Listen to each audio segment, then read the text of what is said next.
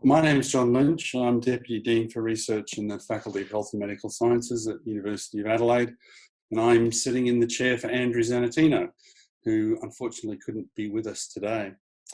First, I would like to acknowledge that we meet on the lands of the Kaurna people and pay my respects to their elders, past, present and future, and we recognise their cultural authority and connection to country. So many of you will know the purpose of the ABMC research mini reviews is to give you an idea of the incredible scope of research that goes on around the precinct. And today we have two fantastic speakers, Bogdan Solomon and Renuka Visvanathan, they're going to talk about hips and falls in that order.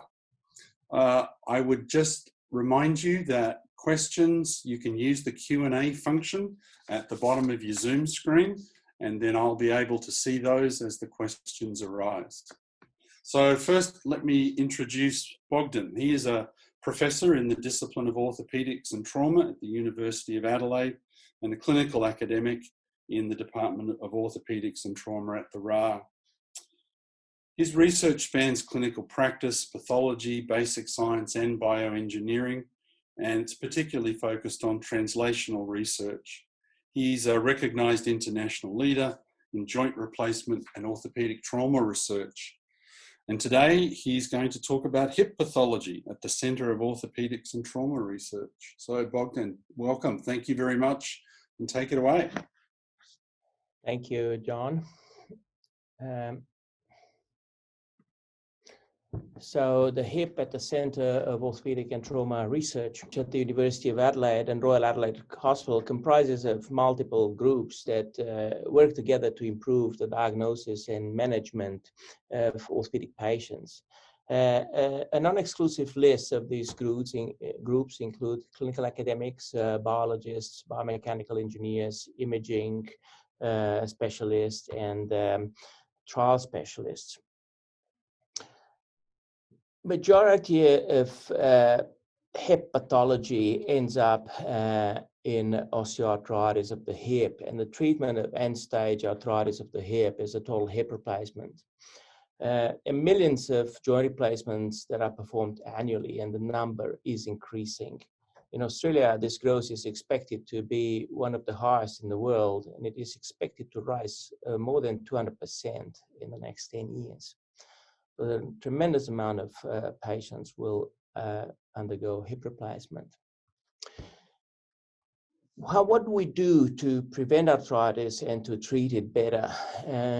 In order to prevent arthritis, we undertake longitudinal studies and disease-modifying treatments, either in terms of surgery or medication.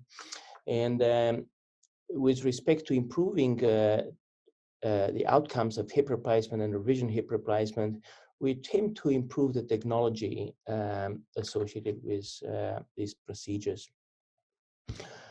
So we run long-term follow-up studies, including cohort and randomized control studies.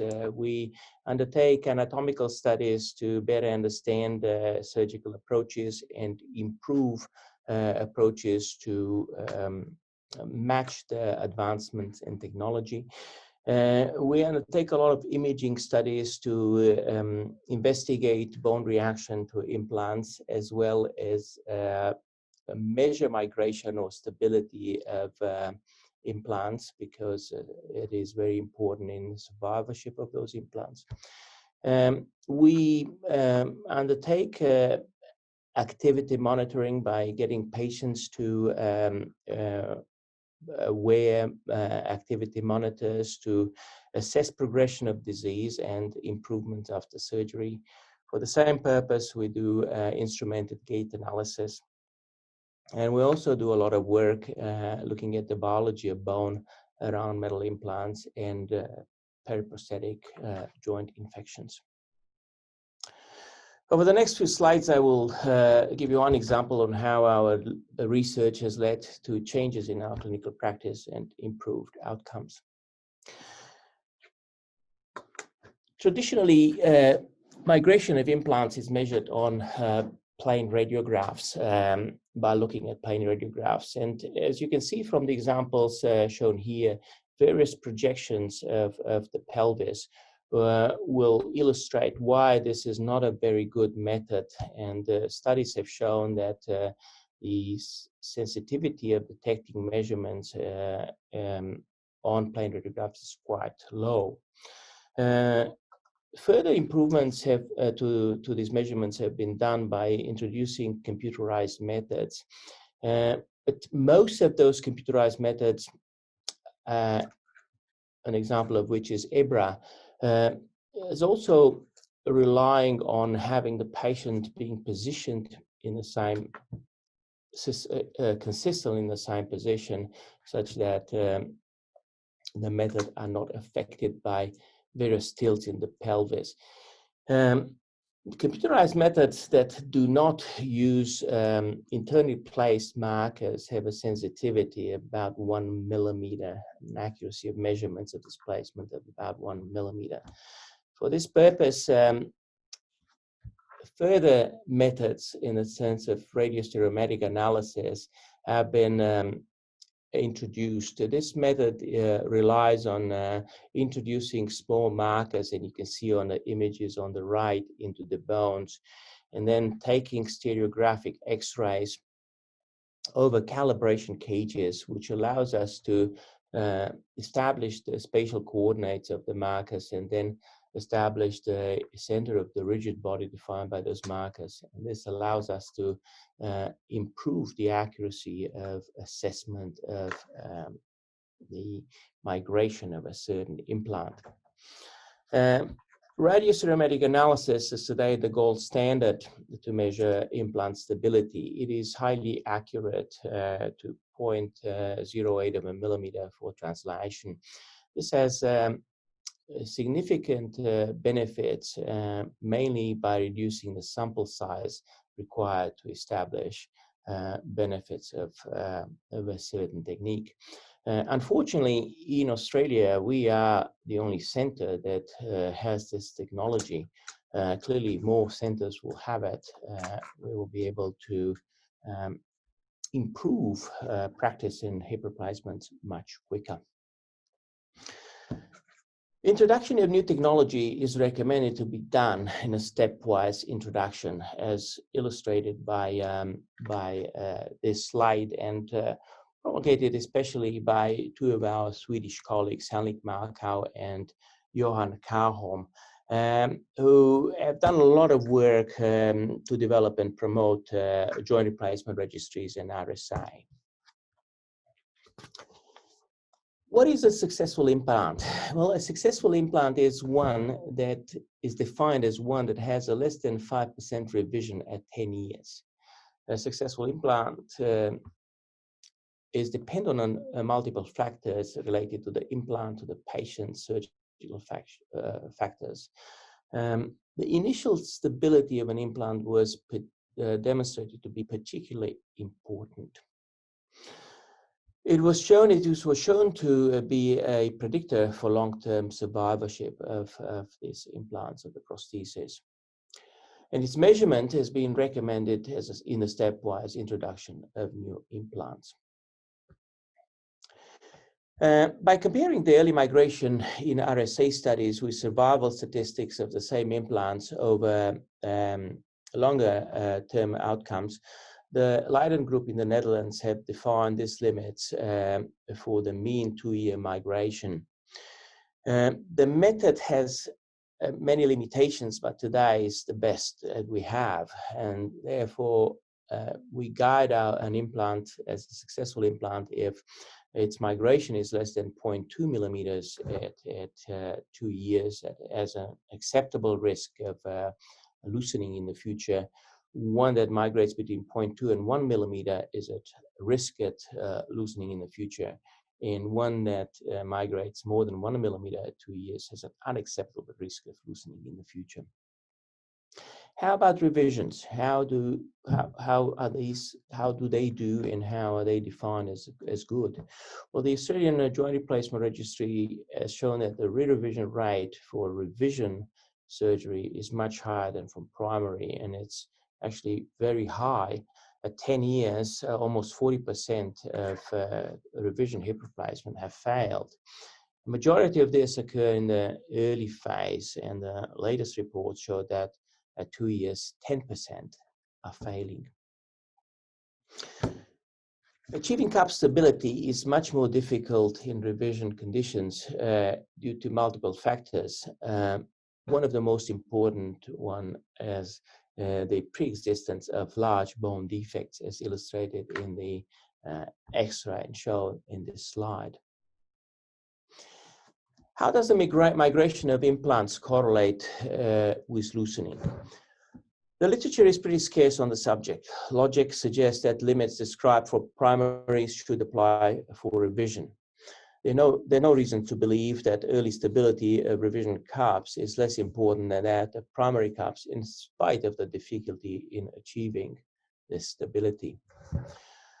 We performed a retrospective cohort study where we looked at all cups that were revised and then re-revised in our department over a period of 30 years. It is important to note that we are the only department in the world that has such data longitudinally collected, where we followed people up to the next operation and proved at the second revision if an implant was loose or not.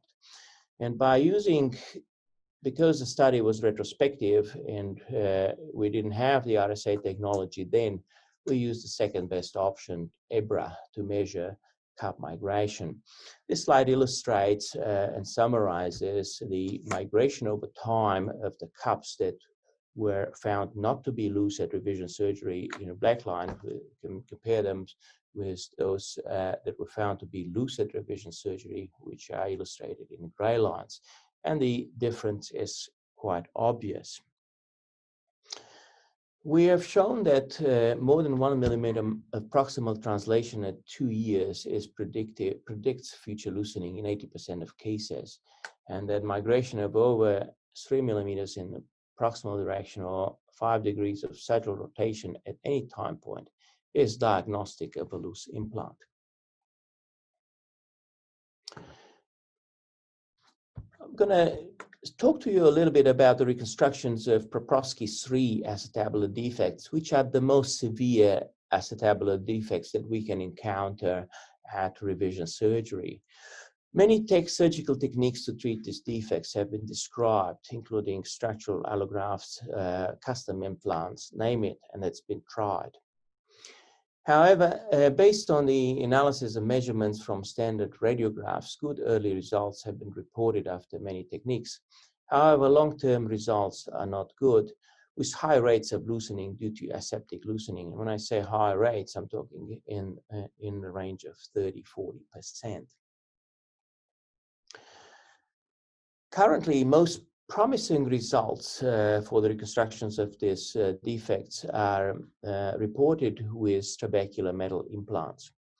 Despite trabecular metal implants being available on the market for over 20 years, there's only one RSA study on their success or investigating their migration, and that comes from our group. We have used trabecular metal components to treat Paprosky III defects since 2003, when the implants were made available in Australia. And for this severe defects, we've used RSA in all cases. Initially, we used screws and augments to augment the fixation of the cup into the ilium, while inferiorly into the ischium and pubis, the fixation of the cup was augmented only by the flange of a cage when one was used, as recommended by the literature and the industry. However, after reviewing our results from 2012, we started augmenting the fixation of the cup inferiorly with screws and into the ischium and pubis. To date, we have 87 cases that have more than 2-year follow-up. Of the 87 cases, importantly, we have RSA results in only 61 hips. So we have 26 exclusion, which is quite a high exclusion rate, 30%. However, no patient was lost to follow-up. And to account for these exclusions, 5 patients died, 15 could not have RSI X-rays because of frailty and long distance to travel, because we treat patients from all over the country. One case was at an early revision for infection, while in 5 cases, initially we had insufficient marker visualization. Of the 61 cases, we had 29 cases which had no ischial or pubic screw fixation, while in 32 cases, we had ischial and pubic screw fixation. This graph illustrates. Need to watch the time, mate. We're sort of running a little bit behind. So okay, I'll finish in a minute. Okay. This graph illustrates the proximal migration of the cup against the ilium in the first cohort. The x-axis shows the time in months, while the y-axis shows migration in millimeter. The 5 red lines illustrate cases that migrated more than 3 millimeters at 2 years, were symptomatic and revised for loosening. So therefore, 17% of the cases were revised for loosening. If we add the 2 cups whose migration reached 3 millimeters but were not revised because the symptoms did not warrant revision, 24% of these cups have loosened. Most of these migrations would have not been picked up on plain radiographs. And these graphs I have overlapped in paying the translation of the 32 cups in the second cohort. Please note that these are much less spread. The migration of these cups are much less spread, and with one exception, they are always under 1 millimeter. And by doing this, we have brought in the migration in the second cohort to under that limit of 1 millimeter. So clearly there's work to be done and it needs to continue, but we had significant improvements in this technique, and other centers around the world are now implementing this, and we're pretty pleased that we could help our patients. So thank you, and sorry I took longer. Not at all, thank you. That's a wonderful presentation. We've probably only got time for one question, so I'll read the first one that came in. The other question I'll pass on to Bogdan via email, and he may be able to get back to you with an answer. So the first question was, why does Australia have one of the highest prevalences of hip surgery? Why does Australia have one of the highest prevalence of hip surgery? Yes, that was the question. Right. Well, hip surgery is more prevalent in the more developed world. So we and the Europeans and the North Americans and some of the Asian countries have a higher prevalence of joint replacement, simply because it's you know, the government funds it and it's available. Why are we expected to do more than the rest of the developed world in the near future? I don't know. I guess it's a trend that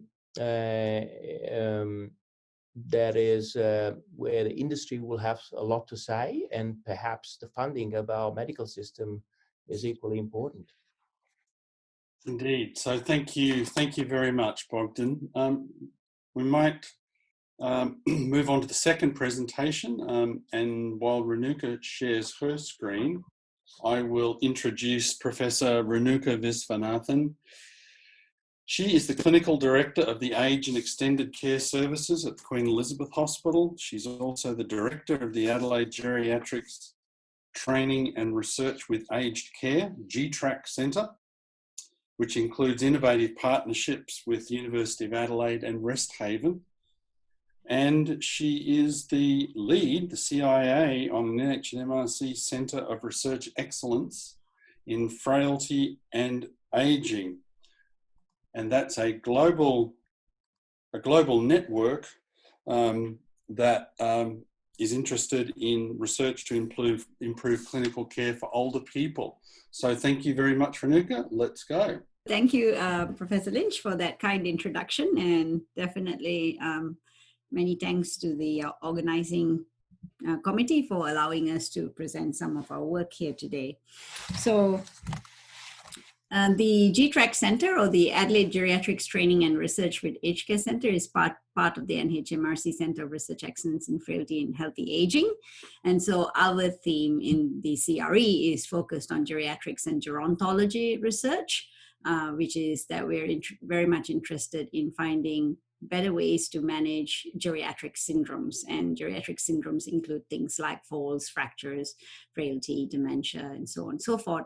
And we collaborate with many people from many disciplines, not limited to disciplines such as geography, architecture, engineering, and multiple others. So today I wanted to focus just on one of the syndromes, which is falls, and then in the particular setting of hospitals, so acute care and subacute care. So falls is designated as a hospital-acquired complication. And what we know is that falls in hospitals are more common with increasing age. And despite best practice, the incidence is actually increasing. So something more needs to be done about this. So why is it important that we try and prevent falls? Well, firstly, there's disastrous consequences to the individual themselves. Very often we fail to realize that they lose confidence after having fallen. And very importantly, it can lead to a loss of independence and for some placement in residential aged care. But for the health system as a whole, it is actually a costly event. Fallers stay in hospital longer than non-fallers, and they have more procedures and complications, and so they cost more than non-fallers. So what works? Well, we know, as with most geriatric syndromes, single interventions don't work. Multifactorial interventions that are patient-centered, so tailored to the individual, are more likely to work. And sub-analysis show that most of the multifactorial interventions work better in the subacute settings. And so we're still a bit at a loss as to what to do in acute settings and what to do for people with cognitive impairment. So if we walk around a hospital, because our clinicians are very keen to keep patients safe, and we know that many falls are unwitnessed, then we'll see many of these devices, pressure sensor alarms for chairs and beds, pull string cord alarms, infrared alarms, and there are many, many other devices. But the trial evidence for many of these things are limited. And in fact, there's only been 2 pressure sensor alarm trials focused on bed exits, and both have been negative. So for a long time now, I've been collaborating with Dr. Damit Ranasinghe, and since then our collaboration has extended to include many other team members and clinicians and patients. And basically we thought, why not use wearable sensors so that the sensor is actually on the patient as opposed to being on an object. This will allow it to be customized to the patient a little bit more.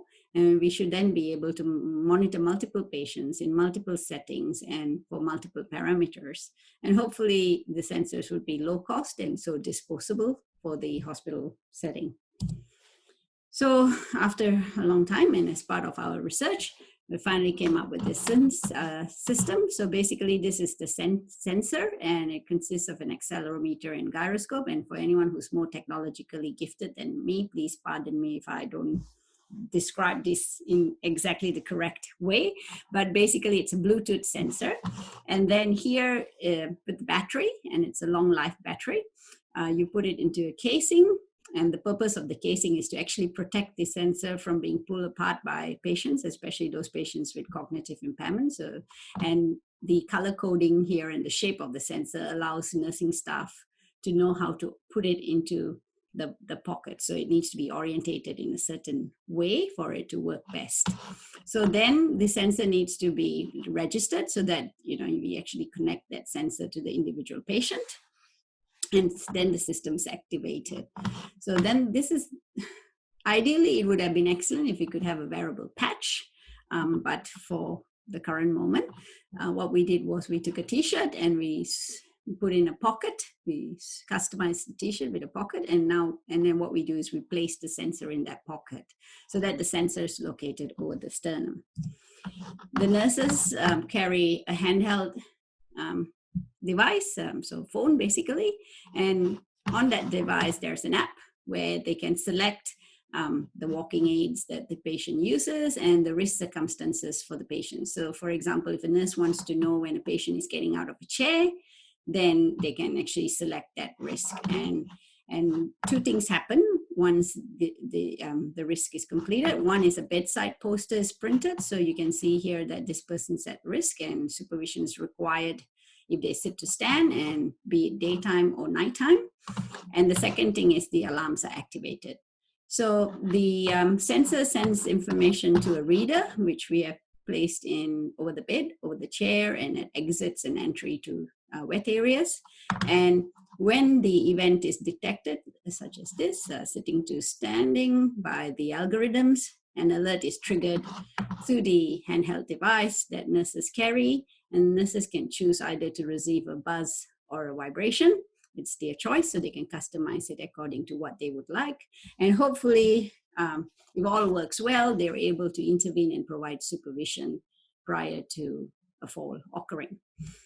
So that was the system as a whole. And then the next step was to actually trial this. So we were lucky enough to get some funding from the NHMRC, and we conducted this study. So where the primary outcome of interest was falls rate per 1,000 participant bed days. So the study was conducted across 2 states and in 2 hospitals. So the Queen Elizabeth Hospital here in Adelaide and the Sir Charles Gardner Hospital in Western Australia. And in Western Australia, there were 2 wards involved, a GEM ward, which is a subacute ward, and a general medical ward, whilst in Adelaide, it was the GEM ward. Then we had a step wedge design. There was no blinding and there was no randomization. So for logistical reasons, we had a pragmatic rollout of the system. So in the design, all 3 wards were in the control period in the first 25 weeks, and then sequentially each ward then became active. So finally, in the final 25 weeks, all wards were active. So some results, we're glad to report that we actually achieved our sample size in this very complex trial. So we set out to recruit 1,200 people in each arm, but we managed to recruit almost 2,000 people in the control arm and 1,200 people in the intervention arm. So we had a consent waiver process in Western Australia and an opt-out process in South Australia. And because of that, we also were able to be inclusive of patients with dementia and delirium, and therefore at least 1/3 of the study population had cognitive impairment of some form. So in terms of recording falls, we did this by looking at 3 methods. So we would look through incident reports, go through patient notes, as well as ask for the team leader for the day. And this was something important to do because we know that relying on incident reports alone results in underreporting of falls rate. And here in this study, the incident reports only captured 68% of falls. In terms of other results that I can share today is, as per previous studies, fallers had a longer length of stay than non-fallers, and they were less likely to be discharged to the community than non-fallers. A lot of the falls actually occurred at night. This is also a known factor. And why is this important? Well, hospitals are actually staffed the least at night. And when it comes to cognitive impairments, sundowning is actually more common after hours. So really, you've got a recipe for disaster as it is. And 23% of falls occurred in the wet areas. So now with regards to the primary outcome measure, so in terms of, in the interest of time, I'll just keep it short, but sadly, it was a negative trial. In terms of sub-analysis, there seemed to be some benefits in a reduction of falls rate, again, in the subacute wards, the GEM wards. And then there was this interesting finding. So if we look at the general medicine ward, the falls rate actually went up in the final wedge. And we actually think that's due to a selection bias. So just quickly about the safety and acceptability of the system. Well, generally it was pretty safe. There were very few adverse events. We had some technical hitches with the sensor being pulled apart at the start, but we fixed that, and then that problem reduced, but also we ensured those people with extremely severe dementia, likely to pull apart sensors, were not enrolled. From a patient perspective and family perspective, they thought it was a good idea. They were not very concerned about privacy issues. And most of the complaints we had was related to the t-shirt. Some liked it and some did not like it. So just to conclude, have we actually advanced the field? Well, I think we've added to the negative trials for alarm systems. So we can add number 3, study number 3. We now have some clues as to how we might do things better and what we could improve the system with. We've demonstrated capacity that we are able to conduct multi-center variable sensor clinical trials in hospitals and across state boundaries. And it's actually not something very easy to do because you've got lots of competing pressures, it's a very dynamic system, so conducting the trials actually not so easy. And finally, we are actually left with a legacy of big data. So we actually have quite a lot of data and that we plan to analyze over the coming years. So no research is possible without a big team, and it's the team that makes things happen. So I'd like to acknowledge my team members and of course the NHMRC. Thank you. Thank you very much, Renuka. That's fascinating work. I am aware that we are a little over our 5 o'clock finish time, but there are a couple of questions and I will ask the first one. The question is, can the nurse's handheld monitor be their personal mobile phone or is it a dedicated ward phone? So it's actually a dedicated phone to the system. So no, it can't be used as a personal mobile phone and it can't be used to surf the internet either. Yeah, I suppose just briefly, there is a short question. Do you have any insights into why you think the trial was negative? Yeah, so basically, so again, as I've said, we've had some learning. So of course, with most blue sky projects, when you apply to the NHMRC, you can't ask for too much funding. So funding was an issue. So the last ward, so the general medicine ward, for example, so we didn't really have much of research staff on the ground. And because to be fair, staff have many competing pressures and a research project isn't one of their highest priority.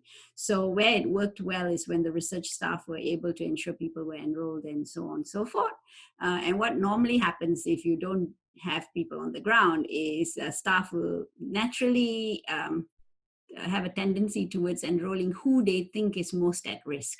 So what we knew from the study is actually staff also valued the system, but what they didn't like was the fact that they had to put it on everyone.